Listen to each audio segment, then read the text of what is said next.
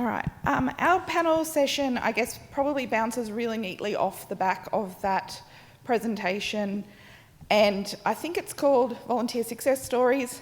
I would call these people implementation champions.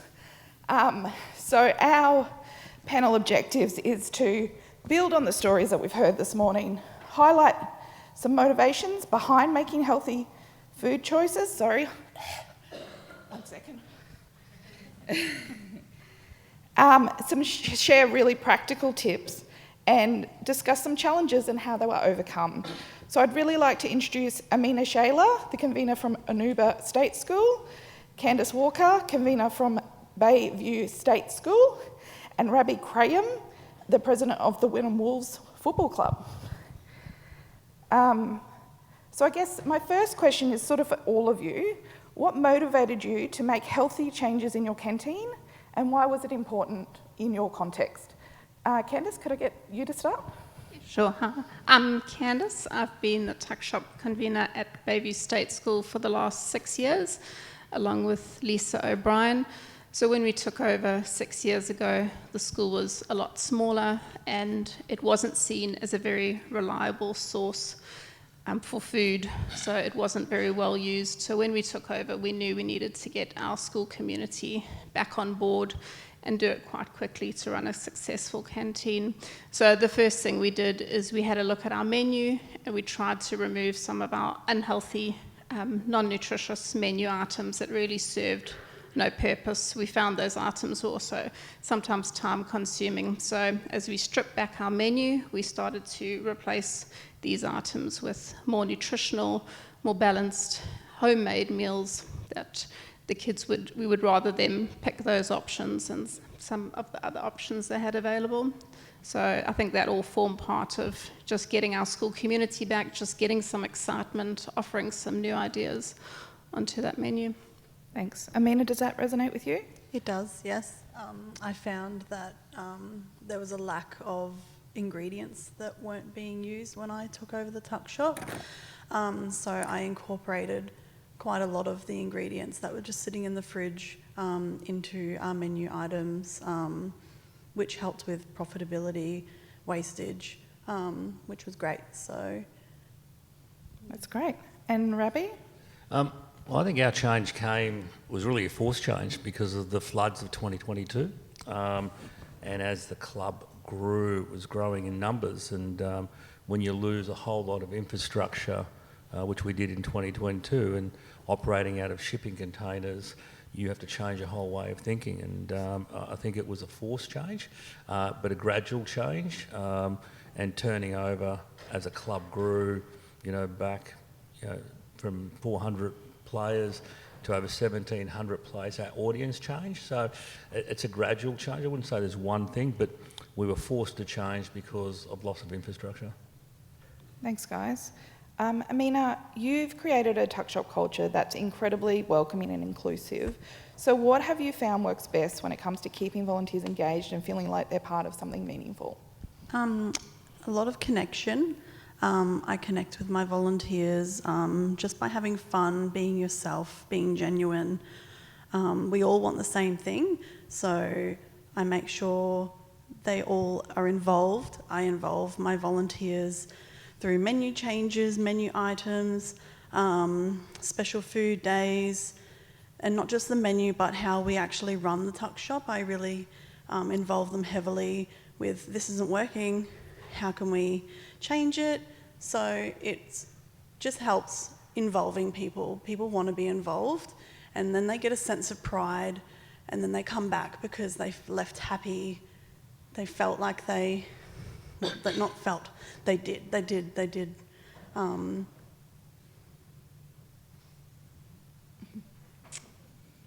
Sorry, it's there. It's there. Included, welcome, yeah, excited. Exactly, yeah, and it's just fun.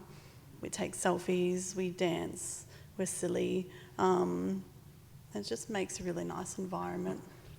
That's great. Maybe something that bounces off of that, Candice, at Bayview, you've said your volunteers are the heart and soul. So what are the ways that you've built that sense of belonging and teamwork? Are they sort of the same or something different? I think it's similar to what you said. Our volunteers are definitely the heart and soul of our tuck shop. We could not do what we do without them, and we are so very grateful to have them there. So there are a lot of things that we implement in our tuck shop. We've had consistent volunteers for the last 6 years, and I'm talking about people who would come in every week, you know, for 10 weeks of a term, year after year, until their kids move on. So I think that some of the things we've implemented, we know that they work. So some of those things is we make them feel like they're a valued part of the team. They really are. They have a big input. We offer small incentives, so every time a volunteer will come in, we let them choose a free item for their child. It can be something small like an ice block or a snack. They get to write a personal little bag which goes to the kids' classroom, and that I find is so important, is having the kids' excitement. It brings the parents back. The kids get this special little bag and they say, oh, I've got a family member who's helping out at Tuck Shop today.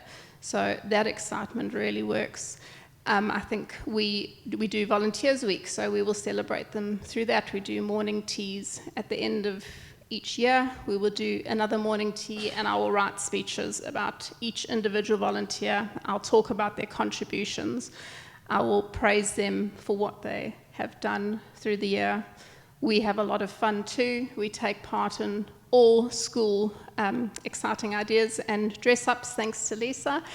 So we're constantly dressing up. We're constantly taking part in everything they have going. Our volunteers are so willing to join in on that fun, which is amazing. And I think just creating that really calm, organised environment is so important. I actually spoke to our volunteers recently. I said to them, why do you keep coming back? Why is it that you want to volunteer at Cafe week after week? And we were so humbled and overwhelmed by their consistent responses. And some of the key points which I'll share with you were that it was very easy. We run a very organised space. So I think volunteers sometimes have this fear of going in, and it's hard work. What am I going to be thrown into? It's a very easy space. We find with our volunteers that they like to have 1 or 2 tasks that they become really good at, and they can come in and they can just get it done. So keeping a really short shift, just get in, get out, and do it and do it properly. It gives them that confidence that they can come in and do a really good job. Some of the other things that they enjoyed was obviously seeing their kids, and that their kids knew that they were there helping out. They were giving back to that school community. Some of the other things that they really enjoyed was the fun, the vibe we have. For some of our mums who work from home, it was more of a social thing. We have some mums that don't get to socialise, or they're at home a lot, so coming in, forming friendships. We form relationships with everyone in there. So I think all those things together, it's about creating that environment that people want to come back, and it's an organised, easy space that's conducive to having your volunteers return. Yeah, that's really good. And we might circle back about volunteer recognition at the end if we get a chance, because I'm really keen to sort of get some nuggets out of all of you. Rabbi, Amanda and Paula both spoke about the power and opportunity for sporting clubs in the earlier bits of this morning. I guess in a community sporting setting, change can be complicated. So what are the elements that you have thought about as you transition to healthier options? I think it's 2 parts. I think firstly, running a sporting club, a community volunteer sporting club, is different to running a tuck shop at a school. I think sporting clubs, probably 80% of them tend to outsource their canteens because it was easy, because lack of volunteers. We made a decision that we could run it ourselves and change the whole environment of running it, and that is about having it as a sense of belonging and encouraging young kids at our club that they can get some work and earn some money while volunteering. The biggest thing is for us was looking at our food, what we can sell, knowing what our market is. I mean, we're a club now of 1,700 players. We have 1,000 players under the age of 13. So our audience changes, and you try and normally you've got to look at how long people stay at your club, because that changes what you can provide them. If we're running carnivals, the food options are far different to when we just have a normal day to day, because people are staying for 3-4 hours, so their food changes change. Where, and we're forced because of infrastructure. So, listening to the previous presentation about having their own making sandwiches and all that, we don't have that infrastructure. And I think a lot of sporting clubs don't have the infrastructure to create healthy foods and defining healthy foods. So for us, it's about little things that we can bring in. And it's interesting, if I can give you some, at our club, just give you some last week. So, we have a big turnover. Our sports football club, our canteen turns over $400,000 a year, right? On a weekend, just the recent weekend, we turned over $15,000, right? Our number one seller is coffee. Right? Coffee is the number one seller by miles. With sugar, to be controversial? No. It's really interesting. We don't put sugar out, all right? And we chose that deliberately not to put sugar out. You have to ask for it. And it's amazing how many people don't ask for sugar. So, and I can because we have all the statistics now based on the point of sale system, so you actually can see. But the difference we notice is the alternate milks that you go through. The old days of just skim and, regular, those days are gone. Like literally, oat, almond, and soya. Oat being probably the biggest one at the moment. So offering that variety. And then we looked at, when kids come in the morning, the little ones, the number one seller is the sausage on bread. That's their go-to. And from the parents, it's bacon, egg rolls. That's really where, as you get to the older kids, it changes. But the big thing we notice is drinks. Everyone thinks soft drinks is the biggest seller. Well, the number one seller at our club is sports drinks, a Powerade or a Gatorade, right? And you see it, and you notice that it's the adults that come and ask for the soft drinks, not the kids anymore. So Gatorade's the number one drinks, followed by water, followed by sparkling water. Then it's soft drinks, and take your choice of what it could be. And depending whether people like Coke or Pepsi or orange, but it's that sort of range. And up and goes, proteins. So I think what we're seeing is our more elite kids are more attuned to buy a protein drink compared to kids who just want to play football for fun. And a lot of it is, they're only at your ground for no more than an hour 20 minutes. So you're trying to something quick of the infrastructure we have. But I think it's the education of the parents, because the parents who do the ordering, right? It's, as much as we can talk to the kids, but it's mum and dad who stand in front of you and say, I'll have a can of soft drink, or I'll have this. And and they say to their kids, do you want a lolly bag, So I think we're seeing a lot of change. But the biggest change for sporting clubs from a canteen perspective is slowly bringing products in. We've done it, with fruit cups. Now, there's certain days, I can tell you now, we would not sell one fruit cup on the demographic of the people that come. Other days, we would sell 30 or 40 fruit cups. So understanding what it is. But as we build our new facility, we've got proper facilities, we will probably have a different range of product because we have infrastructure. But we're a club that runs our canteen, all our convenience. We're lucky that we've got a number of people like myself who know hospitality. We run our own canteen, but we pay kids to work. It becomes a breeding ground to make them feel comfortable. But we also offer a lot of free food to our other volunteers. So it's that sort of homely feel that you can create. Yeah, I guess I'm just sort of thinking for the audience, like, what's the one practical step? And this is probably a question for all of you. Like, how do you start? What do you do first?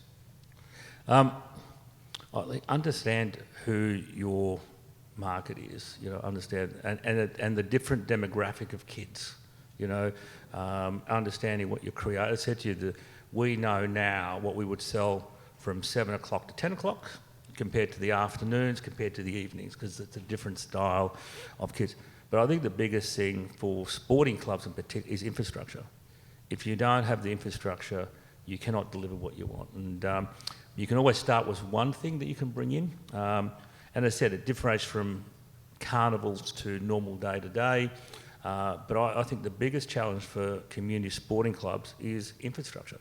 And without that, you can't produce things. Mina? Involving people is a big thing. Involve them in everything the menu items, the way you work. I just think involvement is a really big thing. That's a really practical step, because if you don't have I'm the only paid person, so if I don't have volunteers, I can't run. So it's more along those lines. Candice? I think the one big step that we have looked at is bringing in gradual change, which you spoke about, is also just being balanced. We're parents ourselves. We understand the importance of having extra fruit and vegetables in all our meals, and I think just the more healthy options that we can provide while balancing things out and also catering to the varied needs of our children. We've discovered over the years that we have 3 different groups of kids that order. So we'll have our kids that order regularly. These are the kids that order their full meal for the day, every day of the week. We're open. Those kids are very focused on the more nutritional items, something really healthy, because they're spending a lot of time and money at the tuck shop. We then have our casual or weekly orderers. It's seen more of a treat for them, or a bit of a reward. So they're not as focused on meeting the nutritional requirements. It's more of a treat. And then we have our termly orderers who will order once a term only for a meal deal. So that's where our opportunity comes in to offer something new and exciting, get some nutritional content in there and offer something that they want to order. So I think, the practical steps of just stepping back, assessing everything, looking at the bigger picture, and starting with your menu and introducing these changes slowly. I guess what I'm sort of hearing from all of you is how to balance, your customer needs, your volunteer needs. What are the challenges that you sort of come across on your journey, and sort of how have you sort of worked through them? And potentially it's somewhat similar to the answer you just gave, but I'm just curious if there's a particular challenge that sort of springs to mind for any of you that you go, oh yeah, we had this one thing and this is how we sort of overcame that. It's managing our volunteers. So life is so busy. So most of our volunteers work full time. Some are stay-at-home mums. So it's managing their time just as much as my time. I take them for however long they can give us. So a really good time slot for us is 20 to 30 minutes of their time, which is really popular. So they can just pop in the morning or afternoon or the middle of the day, and just give that 30 minutes. And I always I make a big deal about it, because I always have parents say, oh, I only have 20 minutes. I only have half an hour. I'm like, that's amazing. Like, that time is amazing. You don't understand. Like, it helps me so much. It helps, just makes it flow more easier. You can do so much in 30 minutes, so don't underestimate what volunteers can do in short amount of times. You don't need them there the whole day. Try and push on your socials. Come in for 30 minutes, have a cup of coffee. They can cut up watermelon and package watermelon and pop popcorn. They can make quiches. Like, I took a photo once of how much one lady came in, and she did so much, and I took a photo and she looked at the photo and she was like, I can't believe I did that in 30 minutes. So I think it's just helping manage the times for the volunteers, because we're all busy, we have commitments, so it's just, the time frames and stuff. Robbie? Look, I think from a sporting club perspective, it's making sure that, our club operates on volunteers, absolutely, but we also look creating new job opportunities for young kids. Rather than going to work at a McDonald's or a Pizza Hut, they can come and earn some money working at the club. I think it's creating for the parents a sense of belonging to the club. If people are comfortable in their environment, they're more likely to spend time and get their young kids to work. I mean, I wouldn't do it as a job. I enjoy doing what I'm doing as a volunteer. If someone paid me to do it, I probably wouldn't do it. But it's encouraging that you're trying to create a sense of belonging, and I think people will see, if young people feel safe working, it's a stepping stone. And the other part, it's the best networking that we can offer for our kids at our club, because the people that they're serving could end up being their future employer. So I think the key for us as a sporting club is ensuring that people feel comfortable, that they're led well, they're rewarded, but it's not serious at the same time. And you tend to find the mums and dads who are busy. Their weekends, they feel like it's their weekends. But if you can get them to stay an extra hour, or they can drop their 15-year-old, 16-year-old daughter or son to do a few hours work and they're getting paid some money, I think that's what, it's creating that sense of belonging. And I think that's the key to ensuring that you keep a good kids working. You get them working, you get the mum and dad helping out. That's great. Candice, do you have something you want to add? I'll just do it quickly. I think our biggest challenge is our customers, to be honest. I think getting our kids on board with where our passion lies. Our passion is homemade, nutritious meals. And I think getting kids to try new things, to step out of their comfort zone, getting parents on board, I would definitely say that that's our biggest challenge at the moment, is just changing the mindset, changing the way people think, the way people eat, the way they order for their children is definitely our biggest challenge. So we have quite a few questions. So I actually will wait and see if we've got time for my last question. I'll get through the audience's questions. So there's a question here about how many students are in each of your schools? So we have just under 900 students at the moment. We have about 530. And I think that this is an amazing question, whoever wrote it, Emily T. How do you bring volunteers in when you're a new convener and you don't know the community yet? Does anyone want to have a crack at that one? Community involvement. I think I've had a few things where I've posted or in the newsletter, come and have a cup of coffee. You don't need to come and help, but just come and see what we do. I have some parents that wanted to learn how to make scrolls, so I said, come in, I have spare time, come in and I'll teach you how to make scrolls. So we literally just made scrolls. And then now they come back all the time because just that community engagement, the community involvement. We've had parents come in and we made damper a few weeks ago, and it was really great. An Indigenous lady, she was amazing, her name's Barbara, and she helps. And we had Anna and Heji, and they're Korean mums, and it was just amazing to see them making the damper together, connecting over food. I think connection's a real big thing in food. You can connect so easily over food.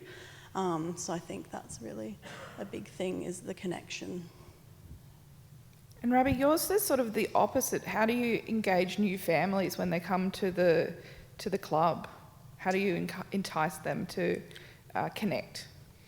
I think it's like everything. It's the welcoming that you offer, and it's knowing who your new members are and what age groups. And normally at a club, it starts at the 3, 4, 5, 6s. They're the first ones that come into your club, and then you try and work with them to understand, give them that good experience, and they're your future volunteers at the club once they get a sense of understanding and they have an empowerment. I think we've lost that sense that sporting community clubs are more than just come and play and go.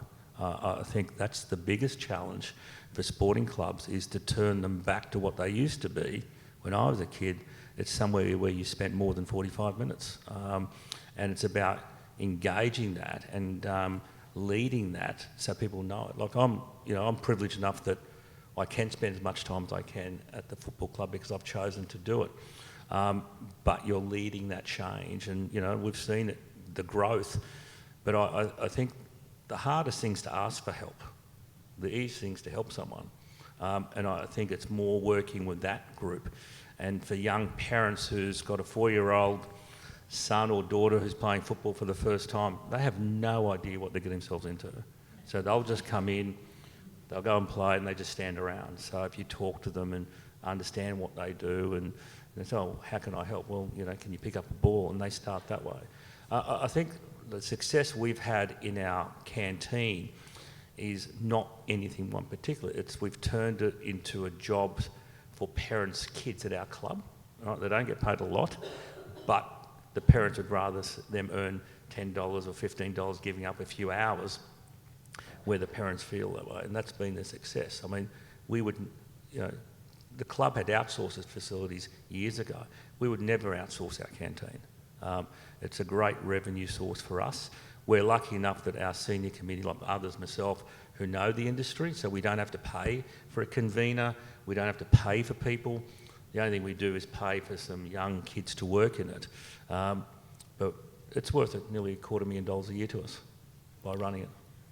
And I think sort of the question that has the most likes, I guess you've touched on the answer a little bit, Rabi, I think.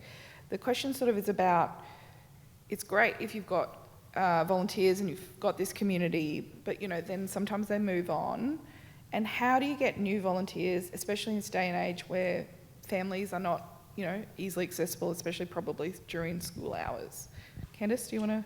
I think it also comes down to word of mouth. So when a volunteer comes into your cafe and has a really positive experience, they're welcomed, they're in a warm environment, very friendly, a lot of fun. People start talking. I've been lucky enough to have both my boys at the school where I'm the convener, so it starts off with a friend who will then invite another friend who will talk to another friend, and then on social media posts, if I'm looking for volunteers, some of our past volunteers on there will comment and say, oh, it's such a wonderful place, you really should go and help.